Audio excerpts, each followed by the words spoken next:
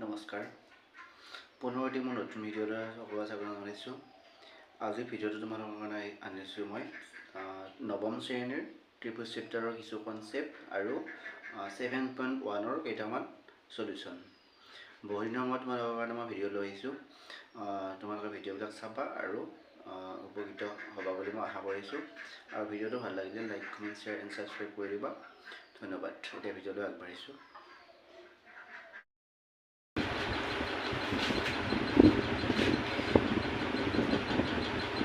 Chapter 7 ত্ৰিভুজৰ আমি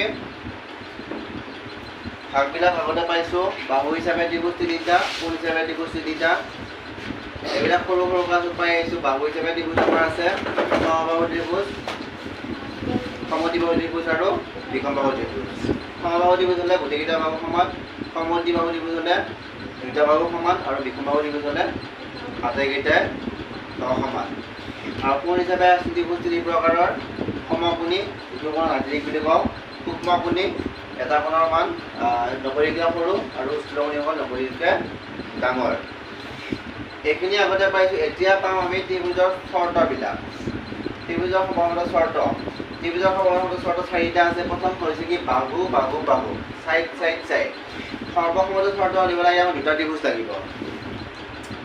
সেই চাই আছে তাই বাহু, বাহু, বাহু। ত্ৰিভুজৰ সৰ্বমুঠ চৰ্ত প্ৰথম চৰ্ত হৈছে কি বাহু, বাহু, বাহু, চাইড, চাইড, চাইড।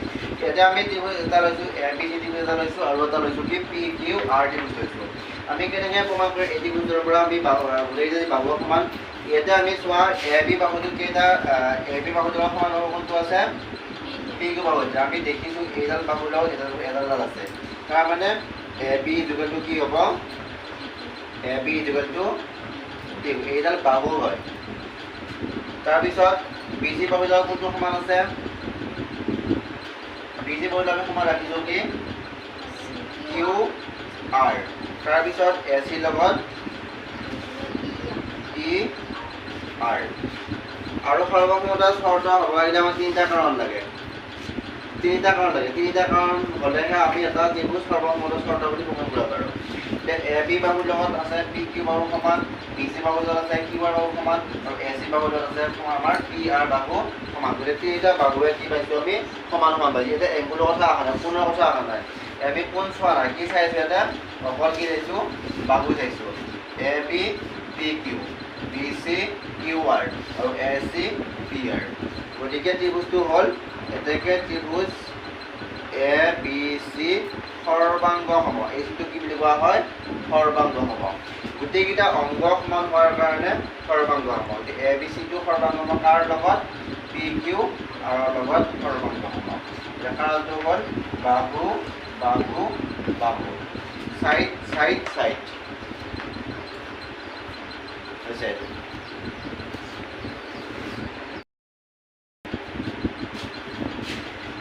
দুই নম্বৰ চৰ্তটো হ'ল বাহু, কোণ, বাহু, side, angle, side, side, angle, side. ইয়াতে আমাৰ বাহু দিয়া আছে AB বাহুৰ লগত সমান বাহু দিয়া আছে DE। AB equal to DE। এটা বাহু সমান পালোঁ। এগেইন এইবাৰ B আৰু E কোণ আছে, এংগল আহি যাব। Angle B equal to angle E। এটা কোণ পালোঁ এইবাৰ। আকৌ এগেইন পাইছোঁ BC বাহুৰ লগত সমান আছে EF। বাহু, কোণ, বাহু। চ' ত্ৰিভুজটো হ'ব ত্ৰিভুজ ABC সৰ্বাংগ সম। কি হ'ব ত্ৰিভুজ?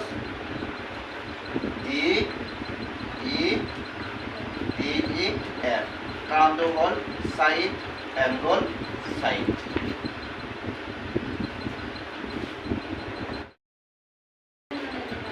তিন নম্বৰ চৰ্তটো আছে এইবাৰ কোণ, বাহু, কোণ, এংগল, চাইড, এংগল। ইয়াতে আমাৰ দুটা কোণ লাগিব আৰু এটা বাহু লাগিব। ইয়াতে চাবা এংগল A কোণ আছে আৰু এইফালে এংগল D কোণ আছে। চ' এংগল A লগত এংগল Dটো সমান হ'ব। তাৰপিছত বাহু লাগিল নহয় এইবাৰ। বাহু কোণডাল বাহু হ'ব BC বাহু হ'ব আৰু EF বাহু হ'ব। এগেইন আৰু কি কোণ আছে? এংগল B কোণ আছে আৰু এংগল D কোণ আছে। তিনিটা চৰ্ত লাগে আমাক। এতিয়া চ' angle A equal to angle D। এটা হ'ল নেক্সট বাহু লাগিব BC ইকুৱেল টু EF আৰু আকৌ কোন লাগিব angle B is equal to angle E তিনিটা কাৰণ হৈ গ'ল চ' ত্ৰিভুজটো হ'ব ত্ৰিভুজ এ বি চি সৰ্বাংগ সম ত্ৰিভুজ ডি ই এফ চৰ্তটো হ'ল চাইড এংগল নহয় এংগল চাইড এংগল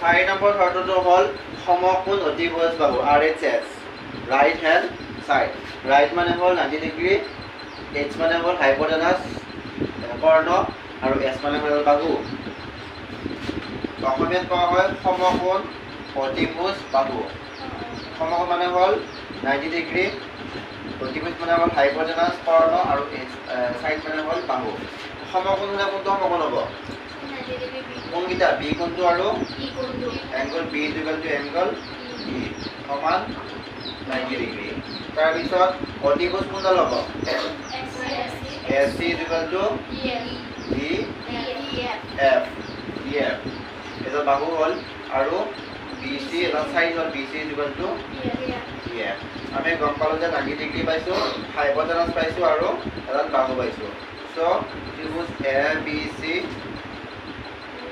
সৰ্বাংগ সম ত্ৰিভুজ D E F R H S এইটা হৈছে আমাৰ ত্ৰিভুজৰ সৰ্বসমতাৰ চৰ্ত চাৰিটা নেক্সট লেচনটো চাবা এবাৰ 7.1 এক নম্বৰটো আছে ত্ৰিভুজৰ এ বি চিত A C is equal to A D আৰু A B A angle F সমদ্বিখণ্ডিত কৰিছে দেখুওৱা কৰিছে এ বি চি সৰ্বাংগ সম A B D B C আৰু বি ডি সম্পৰ্কে তুমি কি ক'বা এইটো লিখা গিভেনটো লিখি লোৱা ত্ৰিভুজ A B C D given দিয়া আছে চতুৰ্ভুজ এ বি চি ডিত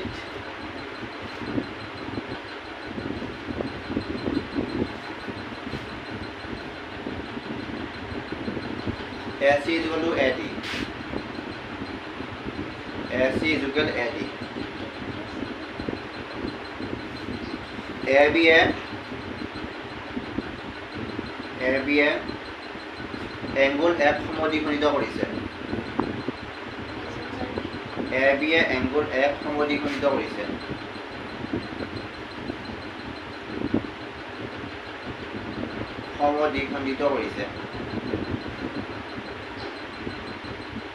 প্ৰমাণ কৰিব লাগে যে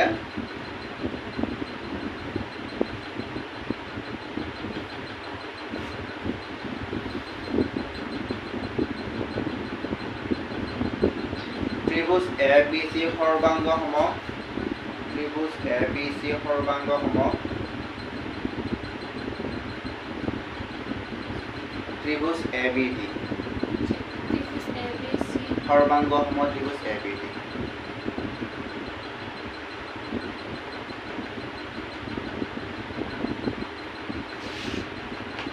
সৰ্বাংগৰ নাম লিখি দিব নালাগে চিম্বল দিব লাগে